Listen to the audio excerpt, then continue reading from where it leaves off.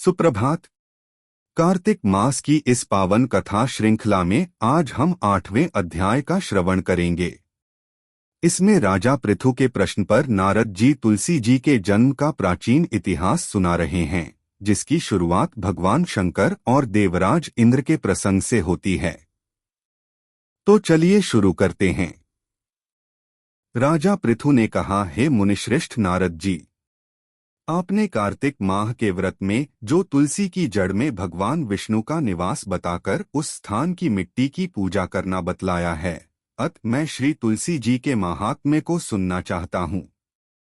तुलसी जी कहाँ और किस प्रकार उत्पन्न हुई, यह बताने की कृपा करें।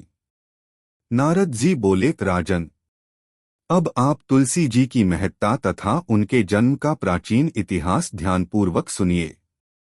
एक बार देवगुरु बृहस्पति और देवराज इंद्र भगवान शंकर का दर्शन करने कैलाश पर्वत की ओर चले, तब भगवान शंकर ने अपने भक्तों की परीक्षा लेने के लिए जटाधारी दिगंबर का रूप धारण कर उन दोनों के मार्ग में अवरोध उत्पन्न किया। यद्यपि वह तेजस्वी, शांत, लंबी भुजा और चौड़ी छाती वाले गौर वर्ण, अपने विशाल नेत्रों से युक्त तथा सिर पर जटा धारण किए वैसे ही बैठे थे, तथापि उन भगवान शंकर को न पहचानकर इंद्र ने उनसे उनका नाम व धाम आदि पूछते हुए कहा कि क्या भगवान शंकर अपने स्थान पर हैं या कहीं गए हुए हैं।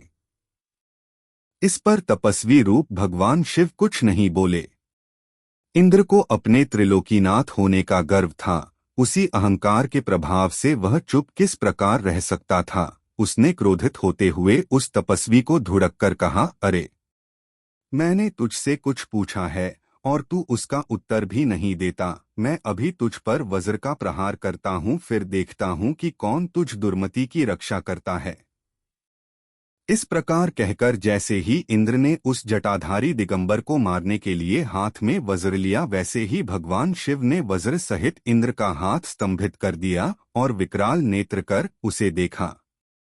उस समय ऐसा प्रतीत हो रहा था कि वह दिगंबर प्रज्वलित हो उठा है और वह अपने तेज से जला देगा। भुजाएं स्तंभित होने के कारण इंद्र दुखित होने के साथ साथ अत्यंत कुपित भी हो गया, परंतु उस जटाधारी दिगंबर को प्रज्वलित देखकर बृहस्पति जी ने उन्हें भगवान शंकर जानकर प्रणाम किया और दंडवत होकर उनकी स्तुति करने लगे। बृहस्पति भगवान शंकर से कहने लगे, हे दीनानाथ, हे महादेव, आप अपने क्रोध को शांत कर लीजिए और इंद्र के इस अपराध को क्षमा कीजिए। बृहस्पति के यह वचन सुनकर भगवान शंकर ने गंभीर वाणी में कहा, मैं अपने नेत्रों से निकाले हुए क्रोध को किस प्रकार रोकूं? तब बृहस्पति ने कहा, भगवन, आप अपना भक्त वत्सल नाम सार्थक करते हुए अपने भक्तों पर दया कीजिए। आप अपने इस तेज को अन्यत्र स्थापित कीजिए और इंद्र का उद्धार कीजिए। तब भगवान शंकर गुरु बृहस्पति से बोले, मैं तुम्हारी स्तुति से अत्यंत प्रसन्न हूँ। तुमने इंद्र को जीवनदान दिलवाया है। मुझे विश्वास है कि मेरे नेत्रों की अग्नि अब इंद्र को पीड़ित नहीं करेगी। बृहस्पति से इस प्रकार कहकर भगवान शिव ने अपने मस्तक से निकाले हुए अग्निमय तेज को अपने हाथों में ले लिया और फिर उसे क्षीर सागर में डाल दिया। तत्पश्चात भगवान शंकर अंतर्ध्यान हो गए। इस प्रकार जिसको जो जानने की कामना थी, उसे जानकर इंद्र तथा बृहस्पति अपने अपने स्थान को चले गए।